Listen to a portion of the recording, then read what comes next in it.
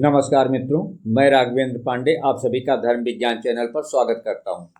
मित्रों, आज हम बात करेंगे केतु ग्रह के बारे में।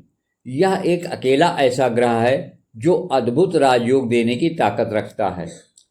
6 भाव तो ऐसे हैं जन्मपत्रिका के जिसमें अगर केतु बैठ जाए और अगर यह शुभ है तो यह ऐसा राज सिंहासन दे देता है जिसकी कल्पना भी नहीं की जा सकती।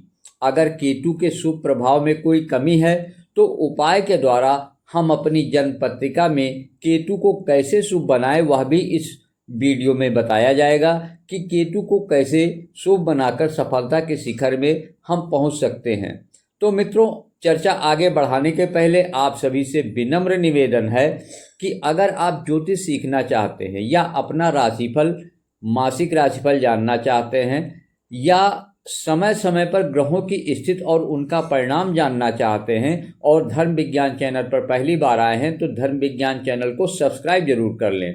आपका एक लाइक हमें प्रोत्साहित करता है कि हम बेहतर से बेहतर ज्ञानवर्धक सामग्री वाली वीडियो बनाकर आपके सामने पेश करें। अतः वीडियो को लाइक एवं शेयर अवश्य करें। आइए मित्रों, अब इस महत्वपूर्ण चर्चा को आगे बढ़ाते हैं। सबसे पहले हम समझते हैं कि अच्छा केतु और खराब केतु को हम कैसे जानें, अर्थात केतु अच्छा प्रभाव दे रहा है या खराब प्रभाव दे रहा है कैसे पता करें। केतु को हम 3 भागों में बांटते हैं या ऐसा कह सकते हैं कि केतु ग्रह में 3 ग्रहों की शक्तियां समाहित होती हैं। पहली शक्ति बृहस्पति की है, दूसरी शक्ति मंगल की है और तीसरी शक्ति बुध की है। यह 3 ग्रह जन्म पत्रिका में कैसे हैं, केतु की शुभता इसी बात पर निर्भर करेगी। अगर इन 3 ग्रहों में ताकत कम है तो उन्हें बढ़ाना चाहिए ताकि केतु के शुभ प्रभाव को हम ज़्यादा से ज़्यादा प्राप्त कर सकें और केतु का भी उपाय करना चाहिए।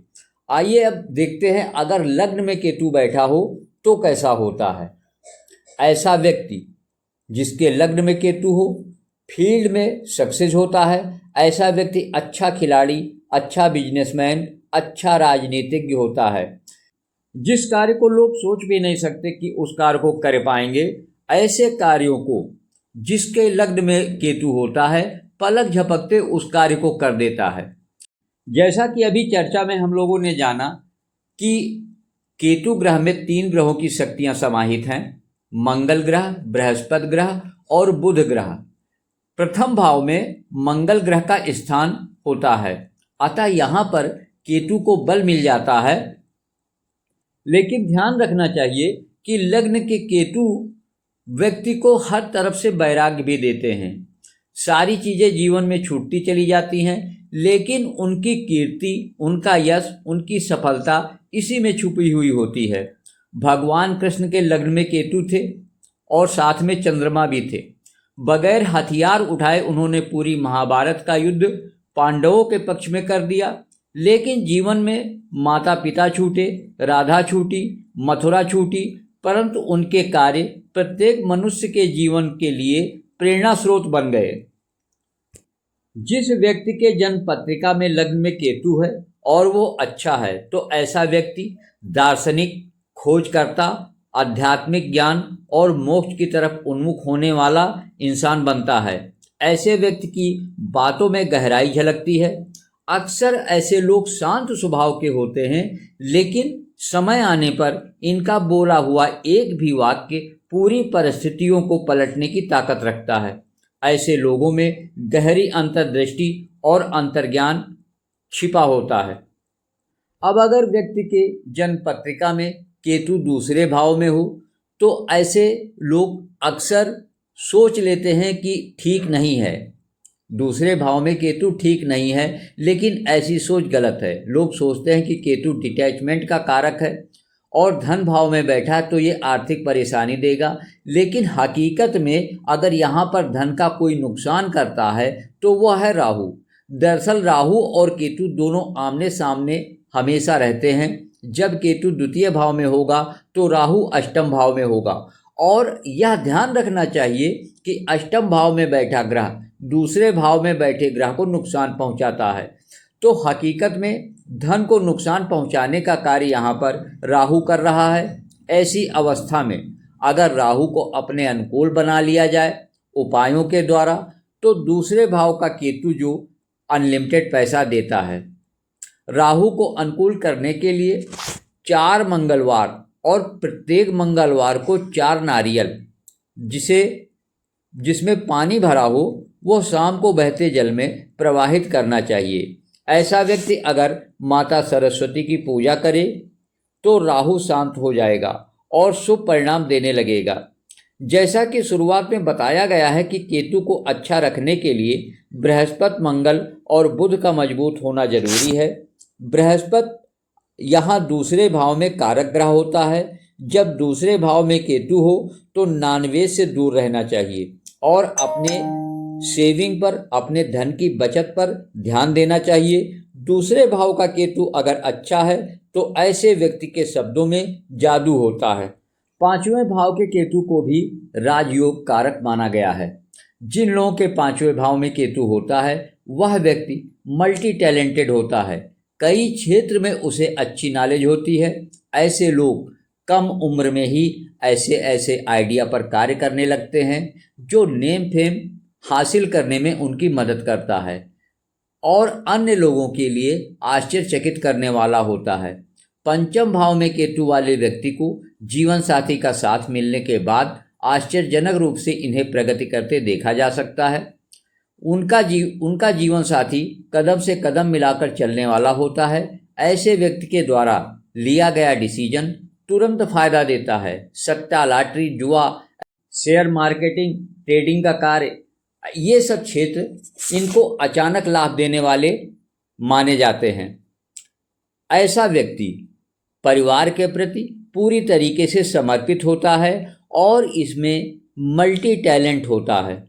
8वें भाव का केतु भी राजयोग कारक होता है। 8वें भाव में जब केतु बैठ जाए तो अगर कुछ स्वास्थ्य संबंधी समस्याओं को छोड़ दिया जाए तो यहाँ बैठा केतु अचानक से धन दिलाता है। अब गड़ा धन तो मिलता नहीं आजकल, यह सब बीते समय की बात हो गई, लेकिन लॉटरी द्वारा, शेयर मार्केटिंग द्वारा, ट्रेडिंग के द्वारा ऐसा व्यक्ति अच्छा धन कमाता है अथवा किसी गुप्त कार्य से अच्छा धन कमाता है। कोई केस चल रहा हो, केस जीत गए, प्रॉपर्टी मिल गई, ससुराल से प्रॉपर्टी मिल गई या किसी ने अपनी प्रॉपर्टी दे दिया, ऐसा 8वें भाव के केतु वाले व्यक्ति के साथ हो सकता है। 8वें भाव गुप्त विद्याओं का भी है, अतः व्यक्ति किसी गुप्त विद्या या अंतर्दृष्टि साधना में भी लगा रहता है और सफल भी होता है अगर केतु सकारात्मक है तो। अब 9वें भाव के केतु की बात करते हैं, क्योंकि 9वें भाव का केतु भी राजयोग कारक होता है।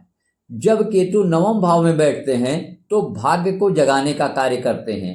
यहाँ भी केतु व्यक्ति को अचानक भाग्योदय कराते हैं और जमीन से उठाकर आसमान पर बिठा देते हैं। आध्यात्मिक ज्ञान और गहरी अंतर्दृष्टि का ऐसा व्यक्ति मालिक होता है। लेकिन जब केतु अच्छा हो तब, अगर यहाँ पर केतु खराब होगा तो भ्रम और मानसिक अशांति, अकारण भय, अचानक चोट चपेट आदि लगना। यहाँ केतु अक्सर खराब हो तो एंजाइटी, अकेलापन, वर्क प्लेस की चिंता, पैतृक कार्यों का नुकसान देता है। 12वें भाव में भी बैठा केतु राजयोग कारक होता है। 12वें भाव का केतु शुरुआत में लापरवाही देता है, लेकिन व्यक्ति धीरे धीरे अपनी जिम्मेदारी समझने लगता है और वह व्यक्ति धीरे धीरे आध्यात्मिक और उचित जगह पर धन खर्च करने वाला बन जाता है। 12वां भाव गुरु का स्थान है, अतः यहाँ पर अगर केतु सकारात्मक है तो व्यक्ति को धन के मामले में हर तरीके से मजबूत बनाता है, बशर्ते व्यक्ति में लालच ना हो। वह धन के मोह में ना फंसकर जरूरत के हिसाब से खर्च करता रहे और जरूरतमंद लोगों को मदद करता रहे। केतु आपकी जन्मपत्रिका में कहीं भी बैठा हो, कुछ उपाय के द्वारा उसे शुभ बनाया जा सकता है और उसका भरपूर लाभ लिया जा सकता है। केतु हमेशा फायदा देता रहे, लाभ देता रहे, इसके लिए हमें कुछ बातों का ध्यान रखना आवश्यक है। पहली बात तो यह ध्यान रखना है कि केतु जिस भाव में बैठता है वहां से संबंधित चीजों का व्यक्ति को मोह नहीं पालना चाहिए, अन्यथा तकलीफ के अलावा कुछ नहीं मिलेगा। गणपति की पूजा एवं गणेश मंत्र का जाप केतु को शुभ बनाने के लिए अति उत्तम है। अगर केतु के खराब रिजल्ट मिल रहे हैं तो राहु का उपाय भी करना चाहिए, जो वीडियो में बताया गया है। मित्रों, अब आज की चर्चा यहीं समाप्त होती है। मिलते हैं फिर अगले ज्ञानवर्धक वीडियो में। तब तक के लिए नमस्कार।